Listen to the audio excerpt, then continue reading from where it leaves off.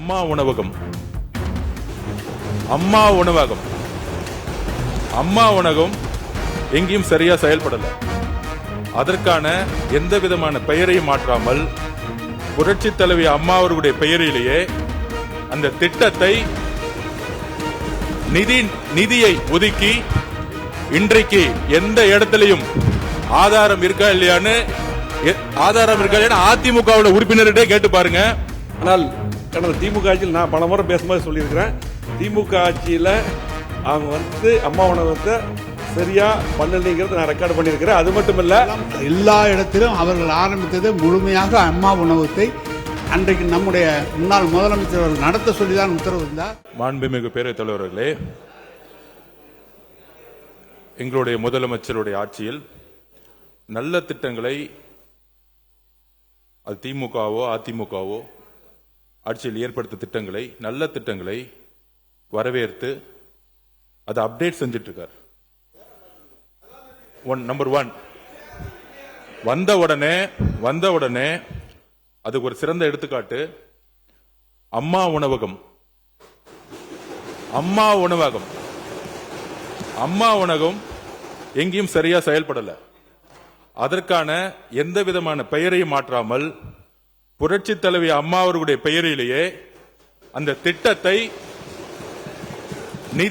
நிதியை ஒதுக்கி இன்றைக்கு எந்த இடத்திலையும் ஆதாரம் இருக்கா இல்லையான்னு அதிமுக உறுப்பினர்கிட்ட கேட்டு பாருங்க. அம்மா உணவகம் சிறந்த செயல்படல 5 வருஷம். இது அதிமுக உறுப்பினர்களுக்கே தெரியும். அந்த திட்டத்தை நிதியை ஒதுக்கி இன்றைக்கு ஒவ்வொரு தெருவிலையும் அம்மா உணவகம் சிறப்பா செயல்பட்டு இருக்கு. அதுதான் எங்களுடைய முதலமைச்சர். உறுப்பினர்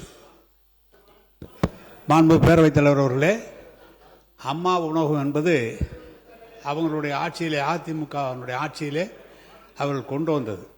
திமுக ஆட்சி வந்த பிறகு நம்முடைய அன்றைக்கு இருந்த முன்னாள் முதலமைச்சர் அவர்கள் அதை தொடர்ந்து நடத்த வேண்டும் என்றுதான் உத்தரவிட்டு தொடர்ந்து நடைபெற்றது.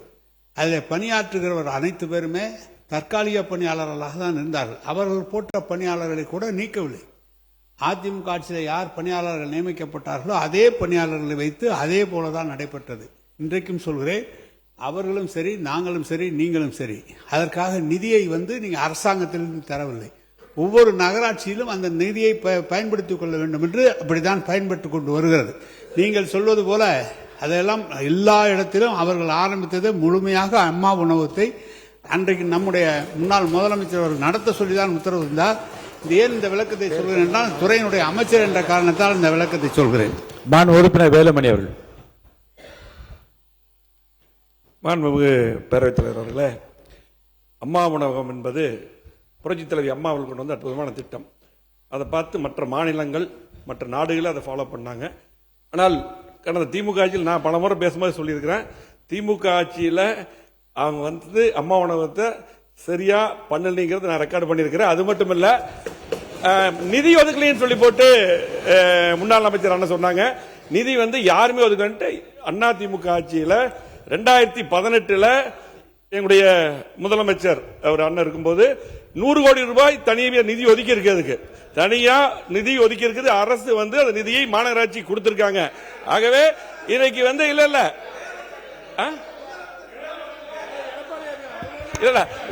ஒதுக்கி இருக்காங்க. ஆகவே அம்மா உணவகத்தை அவர் அமைச்சராக இருக்கும் போதே நான் பேசியிருக்கேன், சரியா பண்ணல. அதே போல நாம அதிமுக ஆட்சி அமைச்சர் அவர்கள் தவறான தகவலை 8 ஆண்டு காலம் இந்த துறையில அமைச்சராக இருந்தவர். நாங்கள் அதற்கு பிறகு அமைச்சராக வந்திருக்கிறோம். இன்று வரை அரசு தனி நிதி உதவி அம்மா உணவகத்துக்கு தரப்படவில்லை.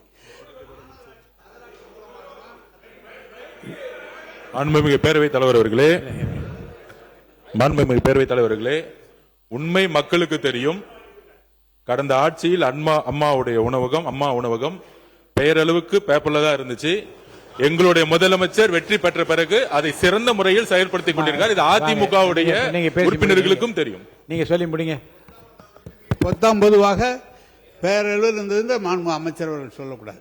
ஒவ்வொரு உங்ககிட்ட இருக்க கணக்கு இருக்கு. ஒவ்வொரு நகராட்சியும் ஒவ்வொரு மாநகராட்சியும் எவ்வளவு செலவு செய்திருக்காங்க கணக்கு நீங்கள் கேட்டால் தெரியும். அம்மா உணவகத்துக்கு என்று ஏன்னா 19 செலவு செய்யாமலாம் எழுத முடியாது கணக்கு. செலவு செஞ்சிருக்கிறோம். இன்னும் சொல்ல போனால் பேரிடர் காலங்களிலே எல்லா இடங்களிலும் எல்லா மக்களும் சென்று சாப்பிடலாம் என்று சொன்னது முன்னாள் முதலமைச்சர் அவர்கள் இட்ட உத்தரவு. எனவே அது சரியாக செயல்பட்டது. இன்றைக்கு நீங்கள் மேன்மைப்படுத்தியிருக்கிறீர்கள் என்று சொன்னார்கள், வரவேற்கிறோம். அவ்வளவுதானே தவிர நாங்கள் சரியாக செய்யவில்லை என்று நம்முடைய முன்னாள் அமைச்சர் வேலுமணி அவர்கள் இன்னைக்கு நான் அவரை பார்த்து சிரிச்சது தப்பா போச்சு. அவர் உங்களுக்குள்ள கொடுக்க பேசிக்க வேணாம். உங்களுக்குள்ள மாண்புமிகு உறுப்பினர் எடப்பாடி பழனிசாமி அவர்கள். மாண்புமிகு பேரவைத் தலைவர்களே, ஒரு ஆட்சி ஏற்படுகின்ற பொழுது ஒரு திட்டத்தை, புதிய ஒரு திட்டத்தை அறிவிக்கின்றார்கள். அதற்கு ஒரு பெயர் அந்த ஆட்சியாளர் வைக்கின்றார்கள். ஆட்சி மாற்றம் வந்த பிறகு புதிதாக ஆட்சி அமைக்கின்றவர்கள் அதே பெயரை வைத்து தொடர்ந்தால் பரவாயில்லை. அதற்கு மாற்று பெயர் வைக்கின்ற பொழுதுதான் இப்படிப்பட்ட நிலைமை வருகிறது, ஸ்டிக்கர் ஒட்டுகின்ற நிலைமை வருகின்றது. ஏற்கனவே இருந்த அரசாங்கம் ஒரு திட்டத்தை அறிவித்து அதுக்கு பெயர் சூட்டிக்க, அதே பெயர் தொடர்ந்தால் இந்த பிரச்சனை வராது. அவை முன்னவர். மாண்பு பேரவைத் தலைவர் அவர்களே, இங்கே குறிப்பிடுகிற போது அதே பெயரை தொடர வேண்டும் என்று சொன்னார்கள். பல ஆட்சி காலத்தில் திராவிட முன்னேற்ற கழகமாக இருந்தாலும் மற்ற ஆட்சி காலத்திலும் நாம் பார்த்திருக்கிறோம். பெயர்கள் பல மாற்றப்பட்டிருப்பது என்பது உண்மை. சில இடத்தில் மாற்றப்பட்டிருக்கிறது, இல்லை என்று மறுக்க முடியாது. அப்படியே தொடர்ந்து ஒரு பெயரை வைத்துக் கொண்டு இருந்தது வரலாற்றில் இல்லை.